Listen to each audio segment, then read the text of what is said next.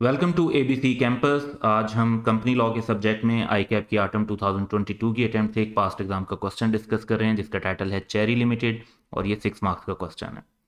तो क्वेश्चन ये है कि cherry limited is engage in the business of manufacturing and selling of air conditioners.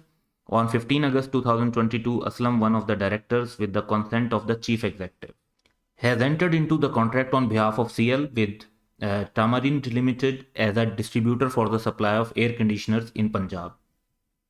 तो जो कॉन्सेंट उन्होंने ली है वो चीफ एग्जेक्टिव के लिए है। Spouse of Aslam holds 5% share in TL. TL नाम से पता चल रहा है कि पब्लिक कंपनी है, मे बी लिस्टेड भी हो। और स्पाउस के शेयर हैं मतलब डायरेक्टर इज इंटरेस्टेड। और जब डायरेक्टर इंटरेस्टेड हों तो फिर डिस्क्लोजर ऑफ इंटरेस्ट जो है वो बोर्ड ऑफ डायरेक्टर को देना होता है और चीफ एग्जेक्टिव की कॉन्सेंट नहीं, बोर्ड ऑफ डायरेक्टर की कॉन्सेंट चाहिए होगी, क्योंकि ये जो है एक रिलेटेड पार्टी ट्रांजेक्शन भी बन जाएगी। Under the provisions of companies act 2017 advise on the enforceability of contract entered into between CL and TL and the consequences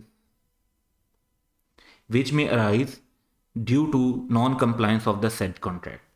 तो जो रिक्वायरमेंट है उसमें दो चीज़ें पूछी गई हैं। एक तो ये कॉन्ट्रैक्ट की इन्फोर्सेबिलिटी से रिलेट करके हमने डिस्कस करना है, जिसमें हम जो है वो रिलेटेड पार्टी का रिलेशन जब इस्टेब्लिश कर देंगे तो फिर उस पर बात करेंगे कि उसकी इन्फोर्सेबिलिटी कैसे की जा सकती है। और दूसरी चीज़ जो इसमें है रेलिवेंट वो है कंसिक्वेंसेस, यानी जो नॉन कंप्लायंस की वजह से आ सकते हैं। तो ये इन दो बातों को वन बाय वन अब हम डिस्कस कर लेते हैं। पहली बात तो ये कि इन्फोर्सेबिलिटी ऑफ द कॉन्ट्रैक्ट को बात करें तो दोनों पार्टीज के दरमियान पहले एक रिलेशनशिप स्टैब्लिश करना पड़ेगा, चेरी लिमिटेड में और डिस्ट्रीब्यूटर कंपनी में।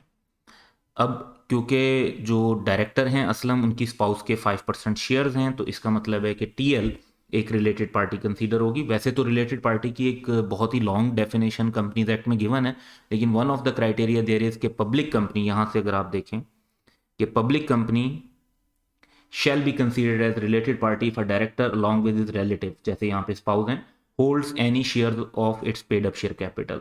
तो टीएल जो है वो एक पब्लिक कंपनी है, उसके अंदर अगर वो कोई भी शेयर कैपिटल ओन कर रहे हैं तो वो फिर समझा जाएगा कि रिलेटेड पार्टी हैं। और ऑब्वियसली यहाँ पे स्पाउस की शेयर होल्डिंग है तो Aslam will be considered interested in the contract जो टीएल के साथ किया जा रहा है।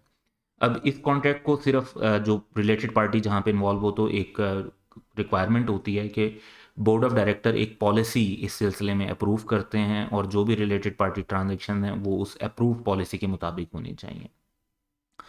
अगर उस पॉलिसी को फॉलो ना किया जाए तो जो कॉन्ट्रैक्ट होगा वो बोर्ड ऑफ डायरेक्टर के ऑप्शन पे वॉइडेबल होगा। So hence the said contract may be entered only in accordance with the policy approved by the board. If CL management has not followed the said policy, the contract between CL and TL is voidable at the option of CL's board। ये अब इन्फोर्सेबिलिटी से related main point हमने discuss किया। लेकिन इसमें further भी एक issue है कि इवन इफ अगर ये पॉलिसी के मुताबिक नहीं हुआ था तो ऐसे कॉन्ट्रैक्ट को बोर्ड बाद में अप्रूव कर सकते हैं, रेटिफाई कर सकते हैं, लेकिन उसके लिए जो टाइम लिमिट है वो 90 डेज की है।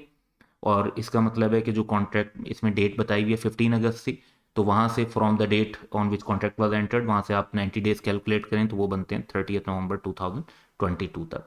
तो अगर इस दिन तक इसकी रेटिफिकेशन बोर्ड ऑफ डायरेक्टर से हो जाए तो तब भी ये कॉन्ट्रैक्ट जो है वो वैलिड हो जाएगा और इन्फोर्सेबल बन जाएगा। अब दूसरी बात जो क्वेश्चन में पूछी गई थी वो थी कि कंसिक्वेंसेस क्या होंगे अगर नॉन कंप्लायंस हो जाती है। तो एक तो नॉन कंप्लायंस होने की सूरत में जो असलम है और जो चीफ एग्जेक्टिव हैं दोनों, क्योंकि कॉन्सेंट चीफ एग्जेक्टिव की दी गई थी, वो लाइबल टू इंडेमनीफाई सीएल होंगे अगेंस्ट एनी लॉस, क्योंकि उनकी नॉलेज में ये था और उन्होंने फिर भी पॉलिसी के अगेंस्ट एक जो है कॉन्ट्रैक्ट की कोशिश की।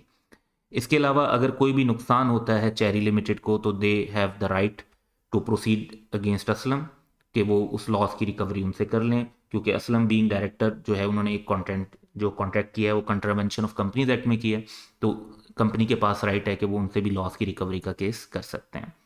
तो that's all for today. Have a good day.